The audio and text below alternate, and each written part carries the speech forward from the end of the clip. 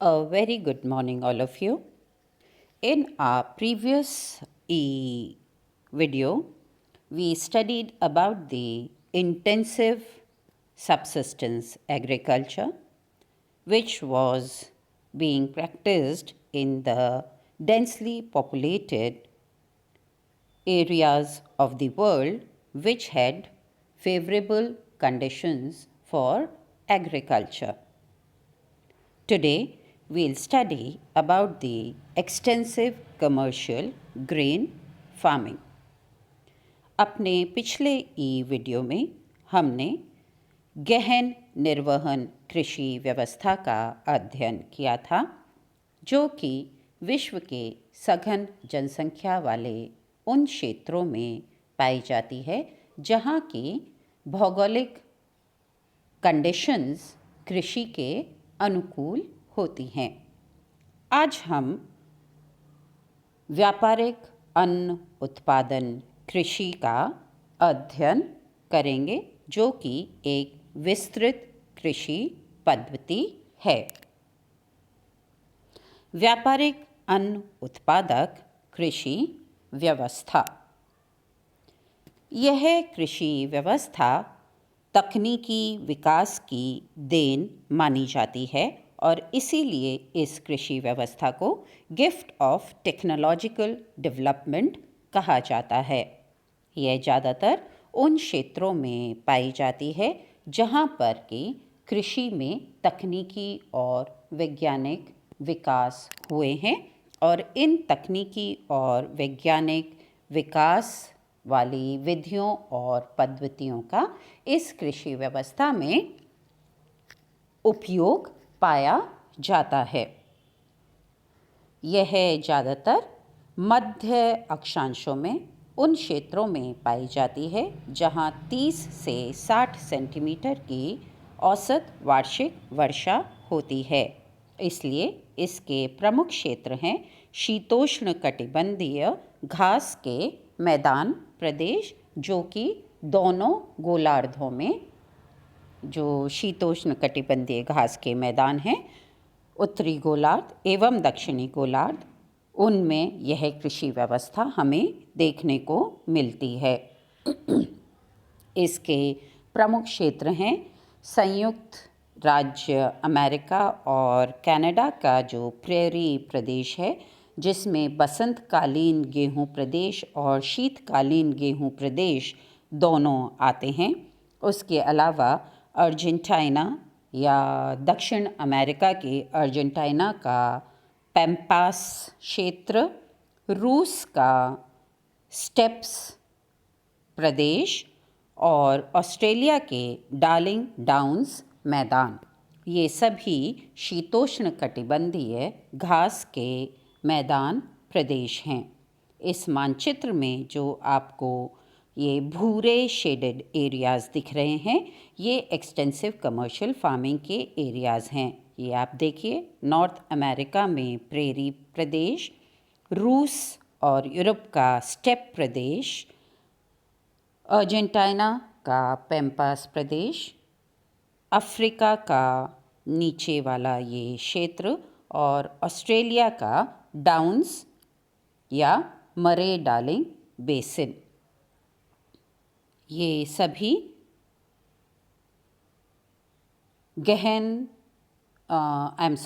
विस्तृत अन्न उत्पादक कृषि के प्रमुख क्षेत्र हैं। व्यापारिक कृषि जो अन्न उत्पादक कृषि है, अब हम उसकी प्रमुख विशेषताओं का अध्ययन करेंगे। जैसे कि नाम कहता है कि ये एक एक्सटेंसिव फॉर्म ऑफ एग्रीकल्चर है या विस्तृत कृषि प्रकार है, तो इसमें खेतों का आकार बहुत बड़ा होता है और ये जनरली फार्म के नाम से जाने जाते हैं। इनमें जो फार्म का आकार होता है वो 200 हेक्टेयर से 1000 हेक्टेयर तक का हो सकता है। एक फसल का विशिष्टीकरण पाया जाता है, तो यह एक स्पेशलाइज्ड फॉर्म ऑफ एग्रीकल्चर है और इस एग्रीकल्चर पैटर्न में ज़्यादातर अन्न का विशिष्टीकरण पाया जाता है और वो भी गेहूं का। तो यह जो फसल एक्सटेंसिव एग्रीकल्चर फॉर्म में होती है उसमें हमें विश्व में गेहूं या वीट का स्पेशलाइजेशन पाया जाता है इस प्रोडक्शन में। मानवीय श्रम का अभाव पाया जाता है क्योंकि फार्म्स बहुत बड़े हैं, 200 से लेकर के 1000 हेक्टेयर तक के, और यह उन क्षेत्रों में हो रही है जहाँ की जनसंख्या का घनत्व कम है। तो यहाँ पे मानवीय श्रम बहुत कम पाया जाता है और उसकी जगह कृषि मशीनीकृत होती है तथा कृषि यंत्रों का अत्यधिक उपयोग होता है। इस कृषि में tractor, disc, drill, spare, reaper, combine, harvester, threshers और ट्रांसपोर्ट के लिए ट्रकों जैसे यंत्रों और उपकरणों का प्रयोग किया जाता है। तो यह एक पूर्णतः मशीनीकृत प्रकार की कृषि व्यवस्था है जिसमें कृषि यंत्रों का अत्यधिक प्रयोग होता है। कृषि विस्तृत कृषि पद्धति पर आधारित है। यह उन क्षेत्रों में की जाती है जहाँ पर कि भूमि अत्यधिक मात्रा में और आसानी से मिल जाती है। तो इसलिए यह कृषि व्यवस्था गहन कृषि व्यवस्था न होकर के एक विस्तृत कृषि व्यवस्था है जहाँ पर कि बहुत बड़े बड़े फार्म्स पर एक प्रकार की फसल का उत्पादन किया जाता है मशीनों के द्वारा। तो यह एक विस्तृत कृषि पद्धति है।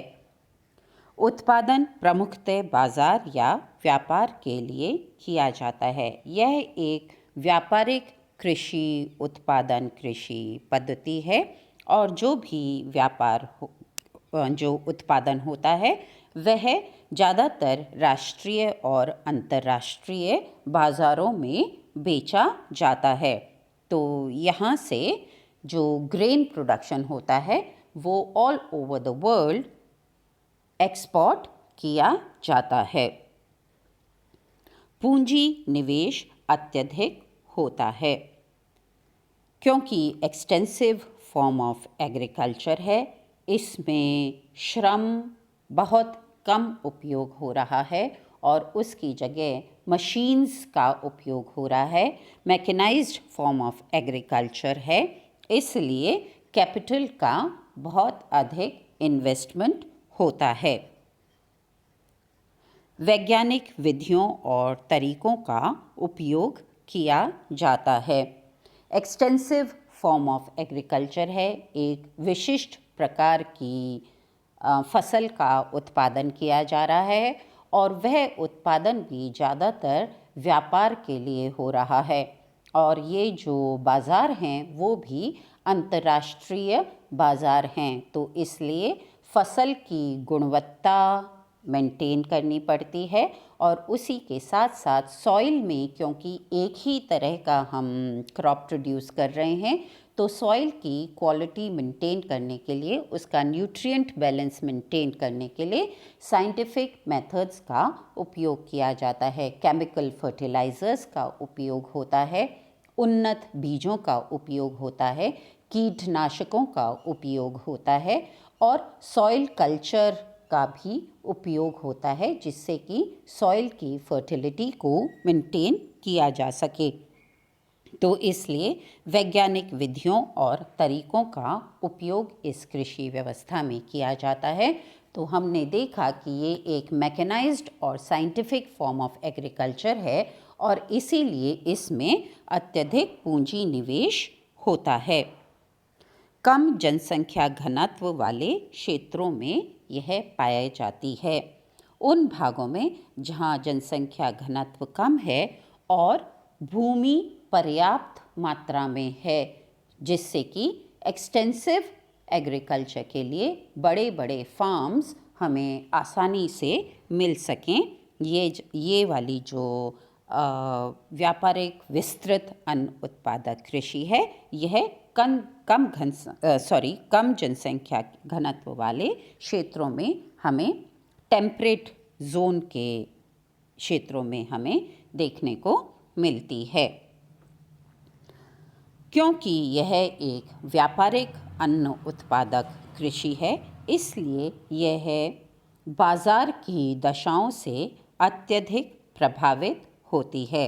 और क्योंकि एक ही फसल उगाई जाती है, इसलिए उत्पादन भी बाजार की कंडीशंस पे डिपेंड करता है और जो फार्मर का प्रॉफिट या लॉस है वो भी बाज़ार पे डिपेंड करता है। तो क्योंकि एक ही फसल है और वह भी गेहूं है, तो अगर बाज़ार में मूल्य अधिक है तो फार्मर को प्रॉफिट होगा, और अगर बाज़ार मूल्य गिर जाता है तो फिर फार्मर को इकोनॉमिक लॉस बेयर करना पड़ता है। इसलिए यह जो व्यापारिक कृषि व्यवस्था है, अन्न उत्पादक व्यापारिक कृषि व्यवस्था, यह ग्लोबल मार्केट पे बहुत ज़्यादा डिपेंडेंट होती है। तो यह हमने देखा कि जो एक्सटेंसिव कमर्शियल ग्रेन फार्मिंग है वो उसकी प्रमुख विशेषताएं क्या हैं। We saw that the extensive commercial grain farming is generally practiced in the temperate zone and the grasslands of the temperate zone, where average annual rainfall is 30 to 60 centimeters. In these areas, the population density is low and therefore land is available for the extensive farms. The farms are very big in size, about 200 to 1000 hectares.